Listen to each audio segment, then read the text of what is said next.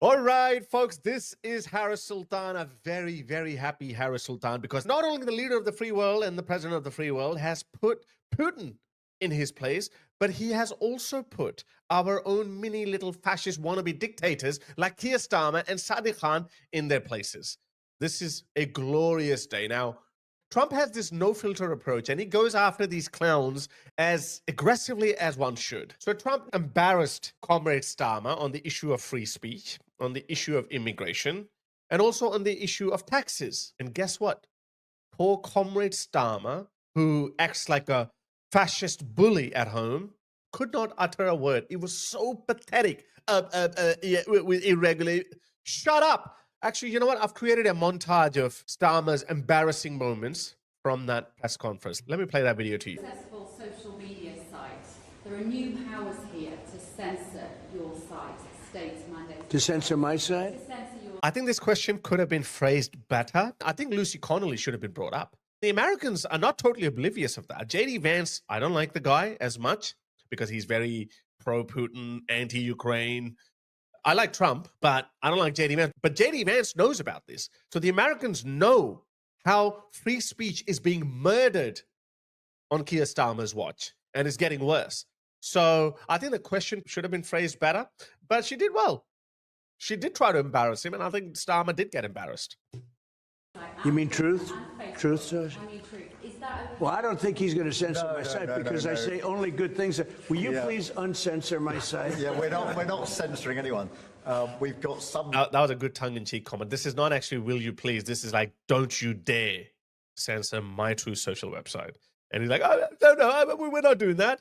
I actually don't know about this new bill, so I'm actually not going to criticize Starmer on that because he's saying that it is about avoiding suicide in kids. So, that's fine. But other than the kid's suicide point, look at it, how he lies through his teeth. I really hate this guy.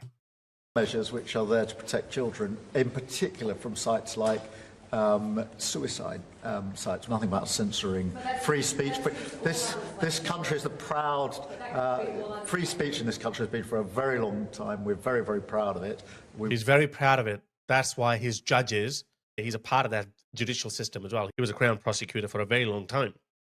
It's his judiciary that is arresting people for hurty words on Twitter. Not just one case of Lucy Connolly. There have been veterans, there have been pensioners, there have been mothers who've been arrested, and they've been put in prison for many, many months, years in some cases. We did have free speech in Britain.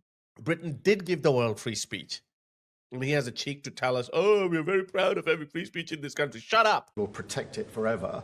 But at the same time, I personally feel very strongly that we should protect our young teenagers. I don't see that as a free speech issue. I cannot imagine him censoring Truth Social. That's more of a very political, and it's been a very big success. This is again a threat. I can't imagine this pussy to censor my Truth Social website. And by the way, these people, all of them, Starmer, Macron probably not as much, Starmer and Friedrich Merz, they are absolutely petrified of Trump right now. You know why? Because they've been begging him. They've been sitting at his feet to help Europe with the Russia-Ukraine conflict. And Trump is just now starting to be a bit more sympathetic towards Ukraine. So they don't want to rock the boat. They don't want to offend him. And rightly so. I'm very pro-Ukraine too. So shut up. And the only pressure that can come on Starmer, it can come from President Trump. That's the only pressure that can actually make a difference. So yeah, I love President Trump. Not going to happen. And I only say good things about him and his country, so they say to me, you're making a mistake. I'm going to give my ambassador the job, make sure it's not censored. Yeah, make sure it's not done. This is embarrassing. This is actually embarrassing. He's telling the whole world that I've got this puppy on a leash and I've got my ambassador who's going to watch over him. He's going to take him for a walk. And look at him. Look at that embarrassing smile. That's pathetic. What a pathetic. United Kingdom. There is a... Let me try to find this video clip. Look at this video. It's so sad. There is no happiness in this. The state the United Kingdom is in, it's heartbreaking. Jordan Peterson, I'm not a huge fan of Jordan Peterson, but listen to him. He's right on point, at least on this issue. Your country, which is dreadful. And it's I don't know if you guys in the UK understand how sad it is for us in Canada and in the United States too. And in Australia and New Zealand as well. All of our anglicised countries, we look to the UK as the source of all of our liberal democracies, of our way of life. We look to the UK. And when we look at the UK, the state it is in, it's so heartbreaking. Watch what you're doing to yourself. I mean, the UK is a great country. When I go there, I go to Oxford, I go to Cambridge, to these remarkable places in London, see your unbelievable deep history, understand how much the world owes the UK in terms of, say, the establishment of common law and decent government everywhere, including places like India. We owe the UK such an immense debt. And to watch you guys like spiral yourselves into the ground for this idiot, weak political correctness that's gone so far that you can allow your working class women to be raped en masse sadistically and say nothing about it and gaslight people who are telling the truth. Like Tommy Robinson, gaslight Tommy Robinson. It's so sickening. It's so demoralizing. It's almost unspeakable. We all pray, hope and pray here in Canada and the US that you get your act together and grow some spine again and put your damn country back together and stand up to these bloody psychopathic bullies and the woke green mob, because it would be a dreadful shame to lose you. It's heartbreaking. The UK is the mother of all democracies. The UK gave us free speech, common law, the liberal democracies. The UK is an enormously culturally, historically rich country. And to see it in the state that it is in today, it's depressing. You need to be proud of your culture, your history, and your traditions. You need not to apologize for who you've been, for all your flaws, colonialism and no colonialism. Whatever you've done, you need to own it and be proud of it as a country. And you need to stop sucking up to inferior cultures. You need to stop losing ground for other primitive, barbaric, inferior cultures who don't respect you at all. These people who are coming in, they don't respect you. They don't respect your values. So why do you keep losing ground to facilitate or accommodate them? I have even lost faith in Nigel Farage. Nigel Farage has become a stooge of the establishment. Reform is going to be another party of the establishment. Nigel Farage has already thrown in the towel. He said we can't do anything about the Islamism problem. By 2050, the UK is probably going to be a majority Islamic country. What the fuck? How can you even say that with a straight face? The United fucking Kingdom, a 2,000-year-old country.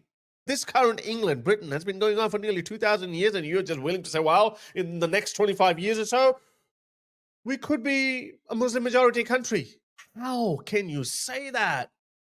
This should send shivers down your spine. So that's why Nigel Farage is a sellout. I'm sorry. I never really liked him because he always attacked Tommy Robinson, despite the fact that most of the support that he got because of Tommy Robinson. Tommy Robinson created this movement of awakening the lion, unite the kingdom.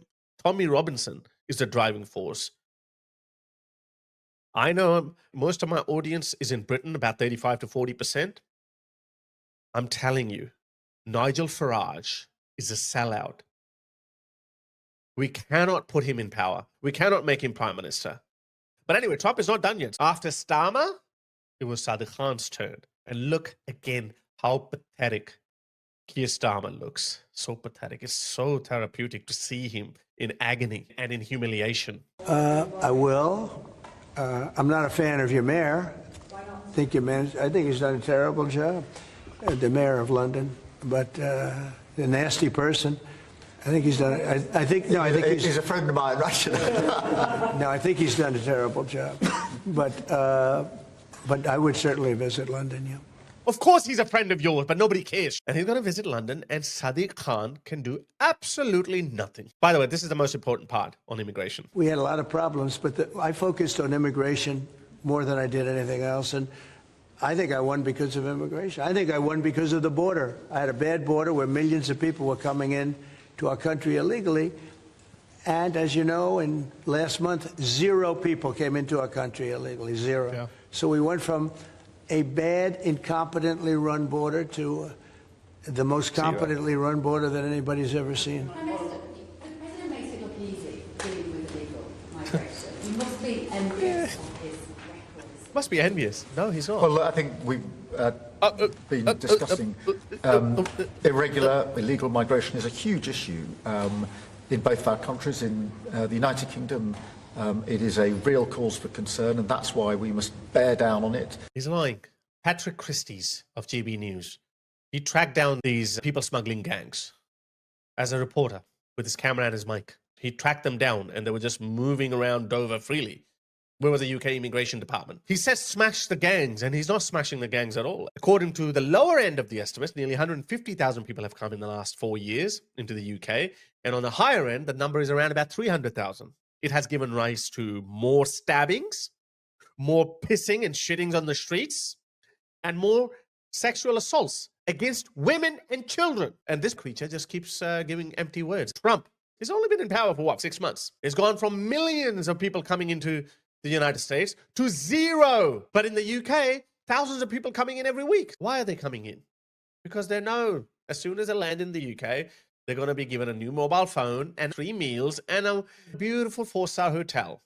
And on top of that, when you get bored, when you got nothing to do, when you're done playing with your Xbox and PlayStation and watching television, you can go and rape ordinary British girls. And when the people react and protest, then Starmer's police is going to arrest them and they're going to put them in prison. Like Lucy Connolly. That's how pathetic this government is. Anyway, Trump is not done. I can say, though, that I had one of the greatest victories, they say the most consequential in 129 years, so I don't know about that, but it was pretty close. And we won all of the swing states, which never happens. We won the popular vote by millions of votes. We won, you know, tremendous electoral college sweep. And I believe I did it more than anything else because of my strong stand on immigration. Absolutely. And I don't think this country's I think that was different. the most popular point of Trump. Now, I know Trump is flawed. I don't worship Trump. But still, I supported Trump on every single issue, mainly immigration, because people don't understand. It's not an issue of human rights or the concept of immigration that these Western countries have benefited and people like me have benefited immensely. It's not about that.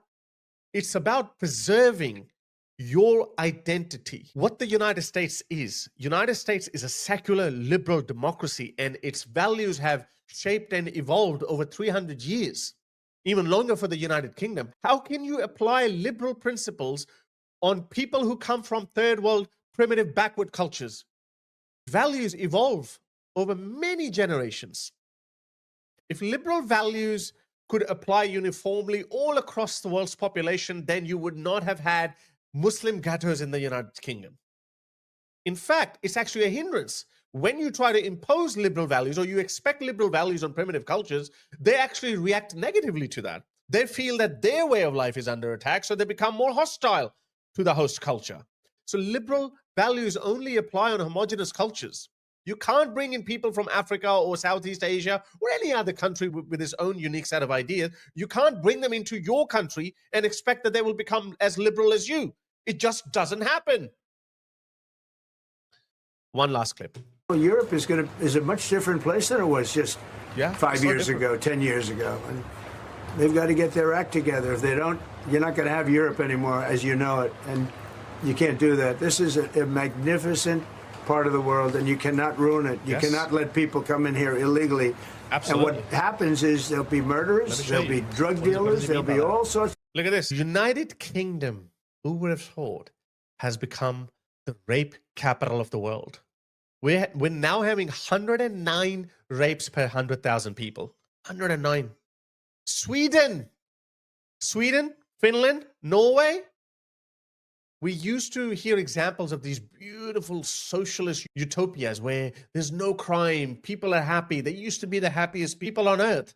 How is that happy when you've got the second highest rape rate in Europe? And we know why that happened. Because they imported in a lot of people from Muslim countries, within a generation, it became from one of the most prosperous countries to one of the most raped countries. Iceland, I was shocked to see Iceland. France, Denmark, Norway, Finland, Austria, Ireland, Luxembourg, Netherlands, Czech Republic, Germany.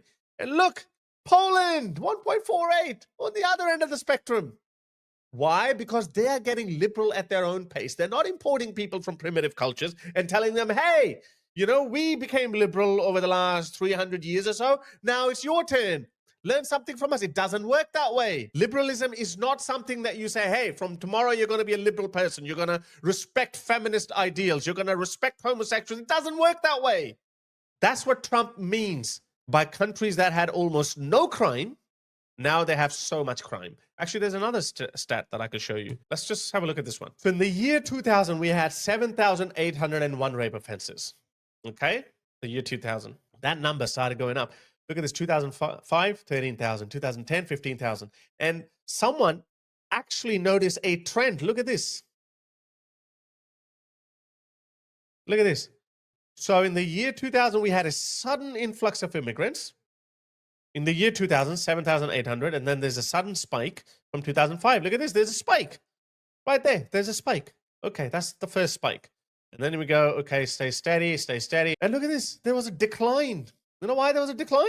Because people were sent back during COVID. A lot of people went back. And then a sudden increase because post-COVID, people started coming in their droves on boats.